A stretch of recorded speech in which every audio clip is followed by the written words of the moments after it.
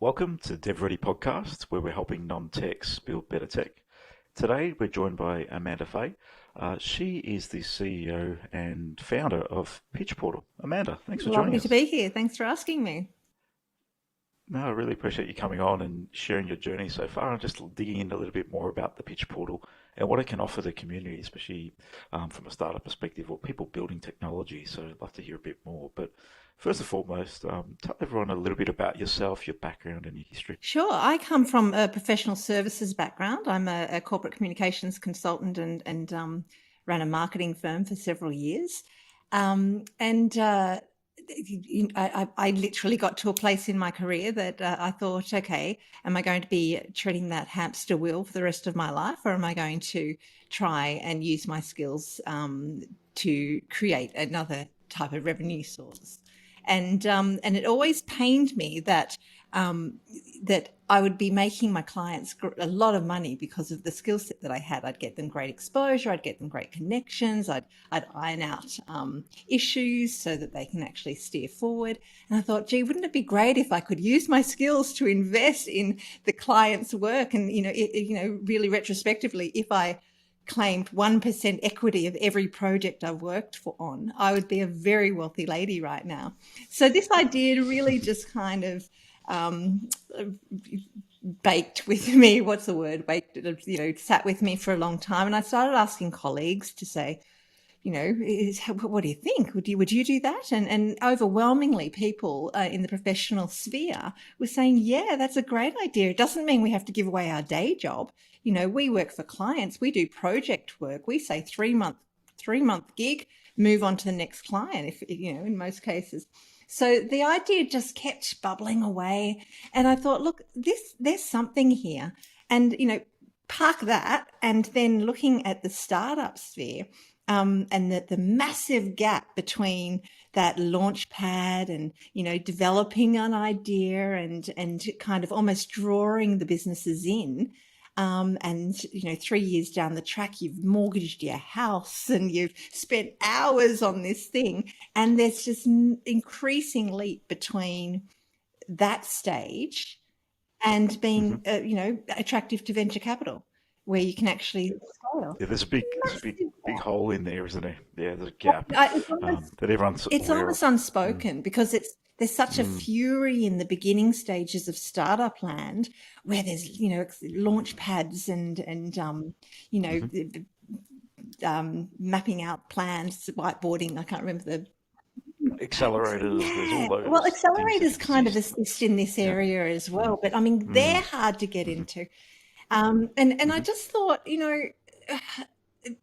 it's just seems to be a good match. You've got these professional services that the money would be spent on if they got it from venture capitalists. They're trying to find different ways to diversify their income. You've got startups looking for these skills to get them to that next level where they might be attractive or they could be in the market. And it just seemed to be an obvious match. And it's quite different to the co-founding offer because there's a lot of co-founding, angel list and matching services. We don't want to co-found anything. We want to kind of do our job, help you get to where you are, and maybe 3 years down the track, get a result, get some, revenue that's higher and longer term than if we'd be just doing a fee for service model. It's definitely an interesting model, and it's it occurs across the industry already. But I think it's putting it in one play where people can access and just putting it out there as a platform play makes a lot of sense in this space. And I think from a vetting perspective, how do you vet people in it? Because I think that's really important when we're delivering technology or any piece of an early stage business is we're working with the right people, the right partners. How do you approach Yeah. that, and how does that come about within the Yeah, platform? well, I'll address the first thing first. We call it the support economy. So where like the support economy happens in your own kind of ecosystem, in your own personal contacts, business networks where they might do you a favor, you might buy them a slab of beer, they might do cheap rates, and yeah, we're effectively that's really what we're doing, but on a great grander scale. So that's a lot of door knocking for people. And, it does wear thin on personal relationships as well. So, you're talking to people who've been doing this in their business for 3 years. You're not going to have your best friend give you free services or cheap services or exchange, a night out for that long. So what we're doing is we're kind of expanding that support economy, because we've got like over 1,000 experts saying, yeah, we're willing to come to the party. So there's that, and there are organisations who do trade in equity services, but the stakes are getting higher. We're becoming more sophisticated as a startup community, and several articles in recent weeks even are saying there's more sophisticated startups, more money in the industry, but there's more choice and there's more competition. So if you're a business who trades in equity, or if you're a venture capitalist looking to invest in early stage startups, would you choose one that's turning over 250 a year, or would you choose one that's pre-revenue? And that's the gap. There's the gap. As far as vetting the experts, we do a nominal vet. So we basically make sure they say who they are. But this is business. It's like going to Google. You need to do your homework. You need to do your due diligence. It's a business transaction. And I think what the site tries to do is, take it away from that, backslap and handshake, and make it a business transaction. And we've introduced tools to support that. Value the time that the expert is providing with real kind of remuneration. And, getting the startup to kind of seeing it as, so I might not be paying the full fee set here, but these are valuable services. Yeah.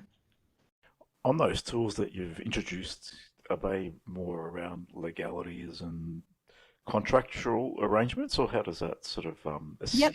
And what are the tools? So we've got three key tools, and these have been introduced to really respond to demand, really. A lot in our early stage of development, we got a lot of questions about these startups are young, and they're sometimes green, and how are you going to protect them from the vultures, and what are you going to do? And I'm like, I don't know. I really don't know. But so what we did is we thought, okay, we've got this community of experts. We've got like thousands of experts sitting on the site. Let's incentivize them to provide a little bit of advice, even if they're not investing with their time. Let's incentivize them. So we've introduced a tool called the Lab, where the businesses throughout the journey can actually put questions up, and we incentivize the experts with points to come and share that knowledge and that wisdom. That's one thing, but it's a bigger picture. You're not going to help assist the journey in full with just a kind of a Q&A type thing. So we've introduced an interface that engages, which is a free tool for startup businesses or small businesses that support the startups and the businesses, to help them manage their mentors. And in doing so, we are able to push our users through to them and say, hey, you need support. You need to be part of this bigger ecosystem, because you've got to understand that the startup ecosystem is really cliquey, and the people I'm talking to aren't necessarily, all connected to that ecosystem. Certainly not the professionals. They don't even know it exists. So, we're trying to kind of expand that community, that support economy, to build awareness of what's out there for support. And the third tool, which is the most important, is called the My Projects. And My Project is a dual sign-off milestone management tool. And basically what we encourage people to do is, once they the process is, the business will put the details of their pitch, their opportunity up online. The experts can review and express interest at any time.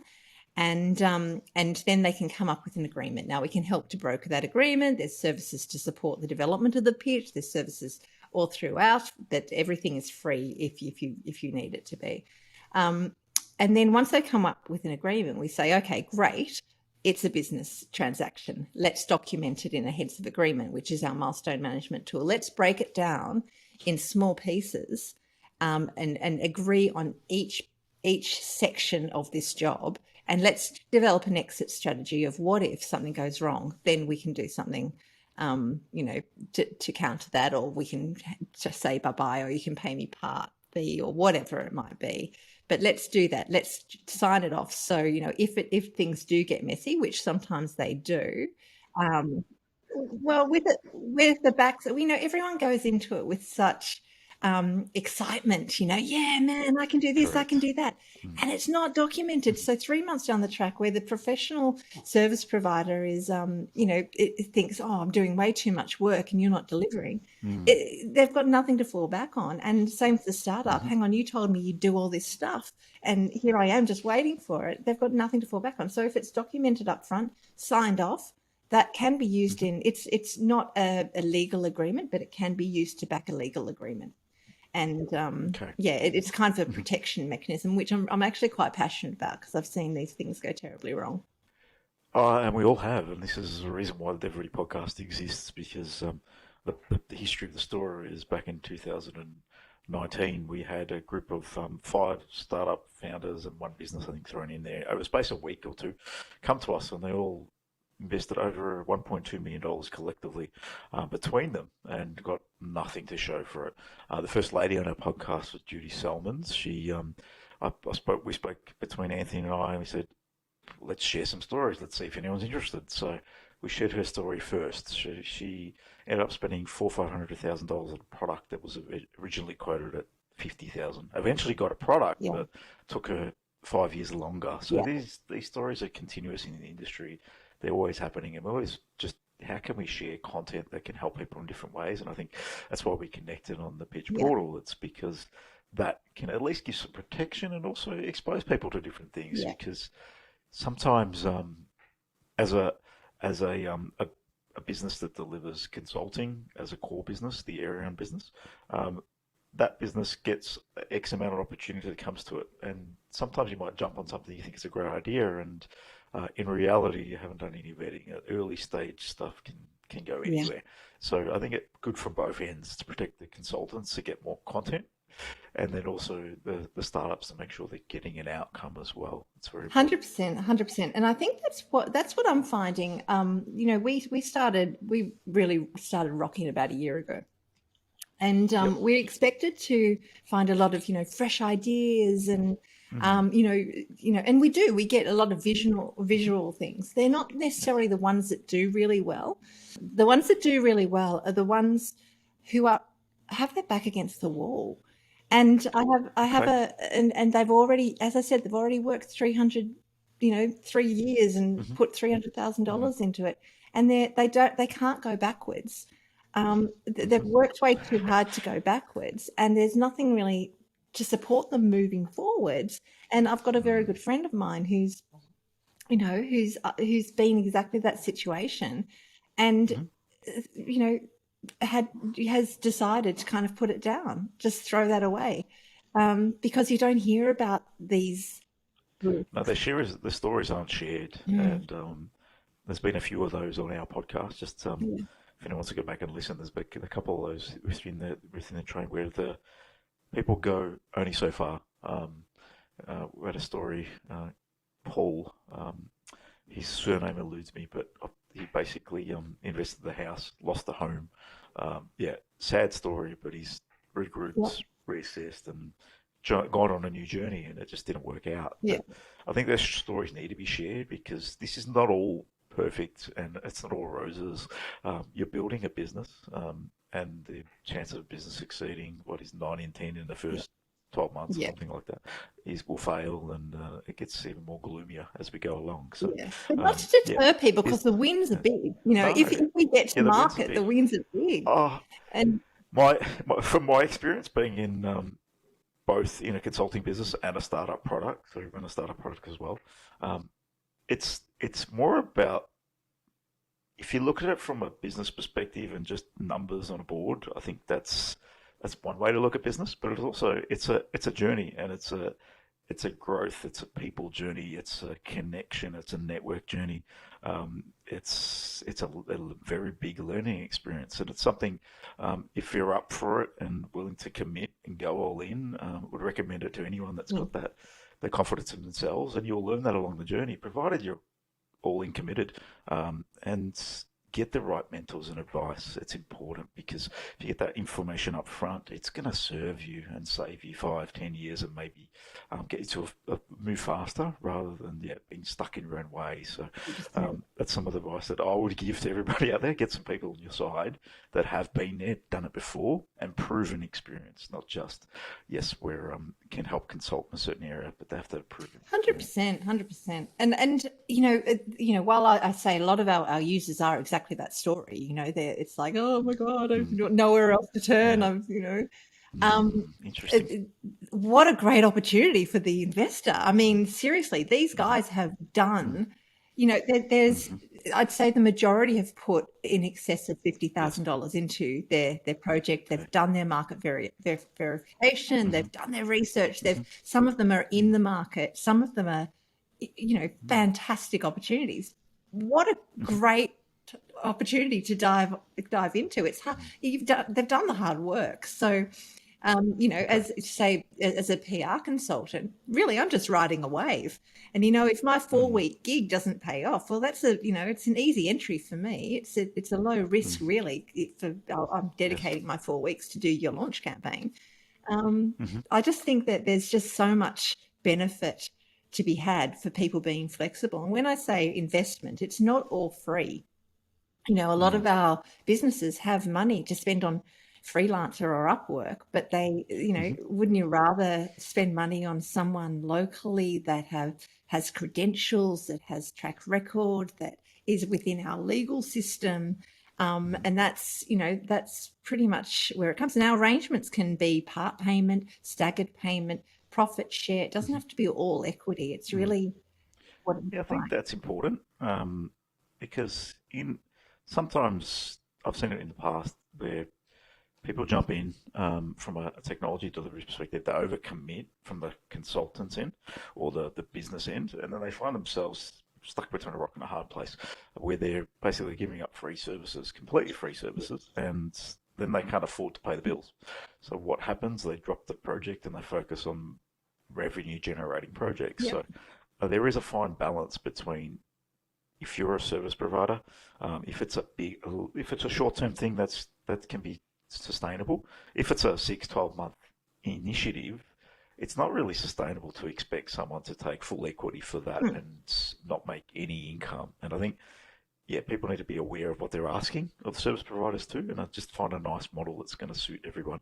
Yes, they might not make any profit, but maybe that's the model where they can part share in some sort of revenue split or whatever it might be for a period Yeah, of time. There's plenty of options out absolutely. there that can serve people And better. whatever it Yeah. takes. And that's when I get Mm. asked the question, what does a flexible payment arrangement look like? Like, whatever it takes, Yes. bring food for the next 6 months, fine. And Yeah. it's Yeah. just it's Awesome. it's about being flexible with what a business Yes. transaction looks like, but in a way Mm. that everyone wins. So we one of our Mhm. subscriptions for our expert side is to increase the chances of the expert, the service provider, to get access to the pitches that have budget to spend on the investment. So it's not pure equity or profit share or promises or Okay. Mhm. promissory notes and things like that. So we that's one of the ways we're monetizing by saying, okay, they're there. I'd Mm. say about 30% have budget to spend on the pitch, but Mhm. not the whole pitch. One guy had fifty Yes. thousand dollars, to Mhm. kind of put towards an expert a fee, knowing the project's costing lots more. But let's subsidize. Mm. Let's both come to the table. And I think that kind of commitment's got a lot of value because everyone's Mhm. putting skin in the game. Everyone's kind of vested in the success. And I think that would be my perfect model for the platform. Mhm. And on a playing devil's advocate, one of the challenges with the model I see is, that consultant really has no say in what the business does. So as soon as you take a small percentage share, that the ball's in their court. So from their end, it's about vetting the people you're working with and getting an understanding of who's founding these businesses, what does this team look like, are they willing to learn, listen to advice? Some of these things are very important when you dig in and want to do something like this, because in reality, the ball's in their court to make this happen. You're only a piece of that little puzzle. So that's one of the things I'd say from that side of the Yeah, but fence. that's not unlike a normal investment. Yeah, And you have to do correct. due diligence, and we really drill that in on both sides. You can be blown away by an idea, and our pitch upload process, the information requirement, is deliberately Yes. detailed, because we don't want to put, hey, this is a great idea, I've not done any research, and we want, that's kind of, going back to that vetting, that's how we vet our pitches. If they Makes sense. that they complete details about their market, what's the opportunity, what's the who's involved, so that before the expert even makes contact, they can kind of review what's on offer. And I guess that's different to that limited support network, because there's a lot of consultants that hang around startups, the ecosystem, startup hubs and things like that, and are interested in this kind of model, but then they have to vet every single startup to find something. They Whereas do, we've and got they it may not there, even front have and that center. information. Front and center, you can read about it. So Yeah, the vetting is probably the hardest part with any investment, right? absolutely. So you need to I think that's some of the challenges that people might get stuck in. You're an investor at that point if you go in this sort of model. So first point of call is, loving an idea is one thing, but understanding all the other parts of a business and the people and the commercialization and everything involved 100%. needs to be put up front. Otherwise, it can be a little bit challenging come to delivery, that's for sure. And the thing is, this is what we kind of, it was almost like a light bulb moment. It's like, hang on a minute, we've got all these experts who can actually guide this process. So the site, although it's transactional, it's, here's my pitch, here's the services I can offer. Yes.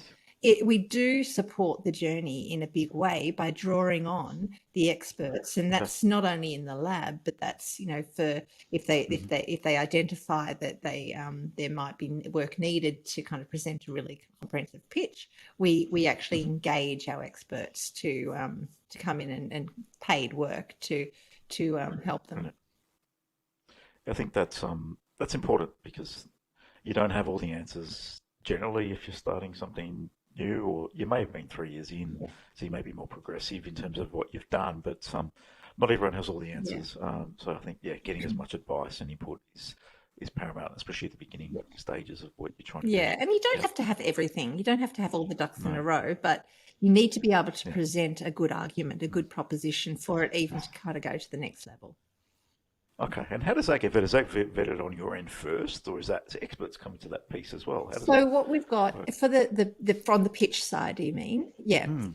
So when that pitch actually goes onto the platform, what's the process to get it there? Well, the business owner, we call them business owner experts. So the business owner, we're actually introducing a new tool which will be ready in the next couple of days, which is a survey tool. So basically they can land on the site and they can develop a pitch, and the pitch upload process is ask them a series of questions for them to kind of present their pitch page, which is available to all the experts to kind of have a look. So you've got one shot at this, if it's not good, so to kind of make sure they're on page to gauge where they are. We're introducing a tool, which is a survey tool, which is see, are you pitch ready? So what we do is we ask all those key questions, and we score them in a way that along a spectrum of what level they might be at. So if they're not happy with that score, well, we've got free and paid tools that they can engage with after that, and kind of work out what's missing and see if we can actually help them get better equipped to present a proposition. We don't expect them to be, perfect, but all the experts are business people, so they're savvy. They know what they're looking for. So let's meet them. Let's present something they're going to really engage with. Okay, so it's looking at the business model as an entirety, not just one piece of it. Do you get a variety of different businesses? Is it tech focused? Is it just anything and everything? How does Oh, that sort of lay out? we've no, we've actually had a range of we've had brick Yeah. and mortar Mm. businesses come on Okay. board, Yeah. looking to Yeah. expand overseas. They've already got a Yes. revenue, which it's kind of one of my favorite Okay. kind of businesses. They've already got a Mm. revenue, so Mm. if you're going to help them get to that next level, then you've got all that margin to play with. Okay, I'll take 50% of that for 3 years. Thanks very much. Yes. And Mm. we've got social enterprise. We've got tech. We've got mental health platforms. We've Okay. got a whole spectrum, and I'm actually, if there's one thing I'm really proud of, it's the caliber and the diversity Mm. of pitches that we have online, and also the success stories. One amazing project, it blows my mind, was this amazing social enterprise, well, potential social enterprise that the founder's a nurse, and Yes.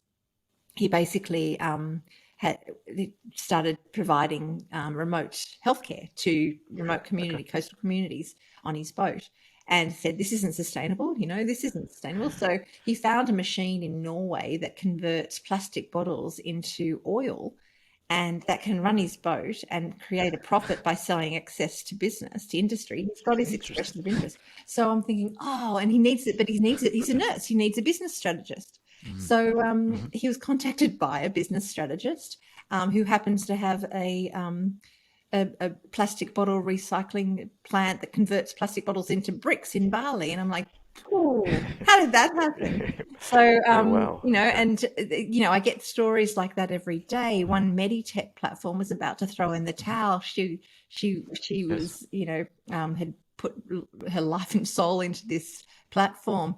And she was quickly teed up with a digital marketer who agreed to reduce Mm-hmm. his fees, until it got on the road. And then she was, contacted by someone who was able to scale her business. So they're relaunching in a Brilliant. couple of weeks. So that's Mm. a project that would never have seen light of day if it wasn't for this support. So people say, don't give all your equity away. Well, yeah, maybe if you protect for your equity, fine. But if it's a matter of the business going down the drain, Correct. yeah, Yeah. I think people like to, and I think it's important, and it you need a business is not just one or two people. It requires so many skill sets, so many different levels of thinking, and it's always evolving. Industries are evolving, opinions. Having different voices is also important in business. So, a model like this and can definitely serve. And I'm one for partners. I think partners are key to anyone's success, and a nice win-win situation where partners are rewarded, business grows. I feel like there's nothing better than that and more rewarding than that, to be working around smart, innovative people. And I think if you're bringing that to the table, it's hats off to you, to you're bringing a platform that's actually starting to engage and get some traction. Because last time we spoke was really early days, yeah. so it's really good to see it's getting some traction. Yeah, no, it's we soft launched at a really good time in the middle of COVID, Mm-hmm. and Yes. I mean, if you look at the stats, the working from home stats in the last 12 Mm-hmm. months have gone through the roof. The Yes. freelancer platforms, their revenues have gone through the roof, and Mm-hmm. new business registrations in Australia is about around Yes. 6%, and in America's 40% of new business registrations. So the startup industry, which is like, I think, 3 billion new startups enter the ecosystem every year. It's crazy, isn't it? It's Ridiculous. almost like perfect timing. So we really hit the Yes. ground running. Mm-hmm. And then, we just, we did some media and just pretty much doubled our registrations in 24 hours. It was extraordinary. And we've been tracking ever since. So it's really, really great. It's really good to hear. Thank you. If anyone wants to find out about the pitch portal, how do they find out about the pitch portal? Where do they access it? Can they speak to you? What's the process? Absolutely. I'm open to talking to anyone at the moment. I'll wax lyrically about the pitch portal for hours, don't you worry. Yeah. So the website's thepitchportal.com. Anyone's welcome to kind of contact me, myself, on LinkedIn or other avenues, but I'm pretty much hands-on. So however they contact us, I will see them. It's early stage. We need to be involved in everything. Absolutely. But hopefully you're building a team, No, a good yeah. team around you, and I imagine it would be. Um, Thank you. I think yeah, let's let it there. And if anyone wants to reach out to Pitch Portal and just connect and learn a little bit more if you're in the startup land, or looking to build product, this could be a good place to actually start communicating what you're doing and look for investors in different ways. And if you're also an expert listening in, I think it's a good model if you want to have access to some more vetted or high caliber projects that you may be able to sink your teeth into, or something that might excite you to get involved in. I think it's a great portal to jump on. Thank you for joining us, Amanda. I Thank you really so appreciate your much. time. And we'll share this out soon, and hopefully it brings a bit more audience to what you're up to. Really appreciate the time. It's been great talking. No, thank you.